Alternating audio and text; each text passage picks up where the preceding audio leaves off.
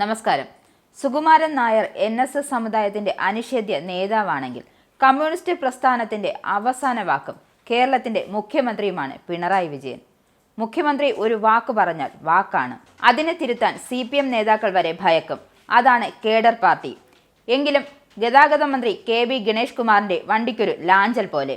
മുഖ്യമന്ത്രി ക്ഷേത്രങ്ങളിൽ ഷർട്ടൂരി കയറുന്നതിന് വിമർശിച്ചപ്പോൾ അത് കൊണ്ടത് സുകുമാരൻ നായർക്കാണ്. ആ കൊള്ളൽ ഇതാ ഗണേശിനും വന്നുകൊണ്ടിരിക്കുന്നു. ഇത്ര ധൈര്യമോ ഇപ്പോൾ ഗണേശിന് എന്നാണ് ഇടതു നേതാക്കൾ ചോദിക്കുന്നത്. മുഖ്യമന്ത്രിയുടെ വലം കൈയായി നിന്നിട്ട് സമുദായത്തിന്റെ കാര്യം പറഞ്ഞപ്പോൾ തിരിഞ്ഞു കൊത്താൻ ഇത് തമിഴ്നാടും ആന്ധ്രയും ഒന്നുമല്ല എന്ന കാര്യം ഗണേശ് മറന്നുപോയോ? ഓരോ ക്ഷേത്രത്തെയും ആചാരാനുഷ്ഠാനങ്ങൾ അനുസരിച്ച് പോകാൻ പറ്റുന്നവർ അവിടേക്ക് പോയാൽ മതി. ഓരോ മതങ്ങൾക്കും സമുദായങ്ങൾക്കും ഓരോ ആചാരങ്ങളുണ്ട്.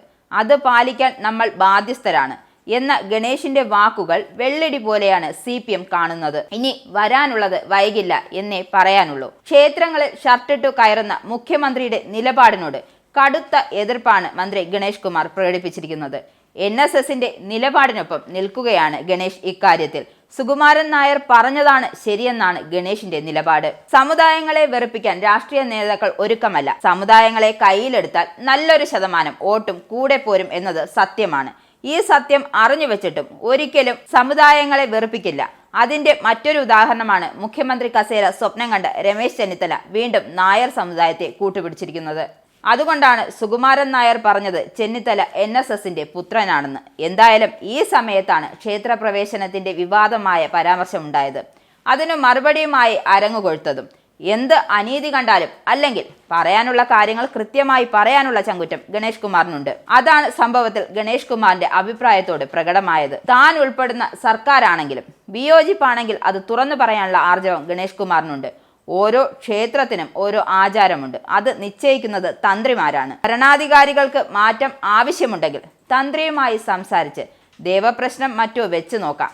ഗുരുവായൂർ ക്ഷേത്രത്തിൽ ചുരിദാറിട്ട് പ്രവേശിക്കേണ്ട കാര്യം വന്നപ്പോൾ ദേവപ്രശ്നം വെച്ചാണ് പ്രശ്നം പരിഹരിച്ചത്. ഇങ്ങനെയാണ് കടുത്ത നായർ സമുദായ ഭക്തനായ KB ഗണേഷ് കുമാറിന്റെ വാക്കുകൾ. ഇങ്ങനെ നിലപാടെടുത്തില്ലെങ്കിൽ ഒന്നിലേറെ പ്രത്യാഘാതങ്ങൾ നേരിടേണ്ടി വരുമെന്ന് ഗണേശിനറിയാം. ഓരോ ക്ഷേത്രത്തെയും ആചാരാനുഷ്ഠാനങ്ങൾ അനുസരിച്ച് പോകാൻ പറ്റുന്നവർ അവിടേക്ക് പോയാൽ മതി.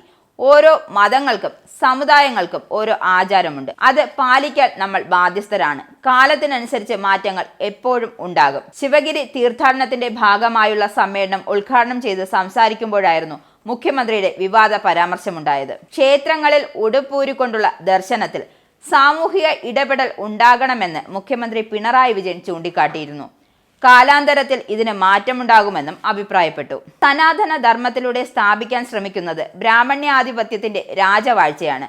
ജനാധിപത്യം അലർജിയാണ് എന്നതിന് മറ്റെന്ത് തെളിവാണ് വേണ്ടതെന്നാണ് മുഖ്യമന്ത്രി ചോദിച്ചത്. ആചാരങ്ങളിൽ കൈകടത്തരുതെന്നും ഓരോ ക്ഷേത്രത്തിലും ഓരോ ആചാരമാണ്, അത് സർക്കാരിനോ മറ്റോ തിരുത്താനാകില്ലെന്നും സുകുമാരൻ നായർ പറഞ്ഞു. മന്നം ജയന്തി ആഘോഷങ്ങളുടെ ഭാഗമായുള്ള പൊതുസമ്മേളനത്തിൽ സംസാരിക്കവെയാണ് സുകുമാരൻ നായർ ഇക്കാര്യം വ്യക്തമാക്കിയത്. ഹിന്ദുവിന്റെ പുറത്ത് മാത്രമേ ഇത്തരം വ്യാഖ്യാനങ്ങൾ ഉള്ളൂ.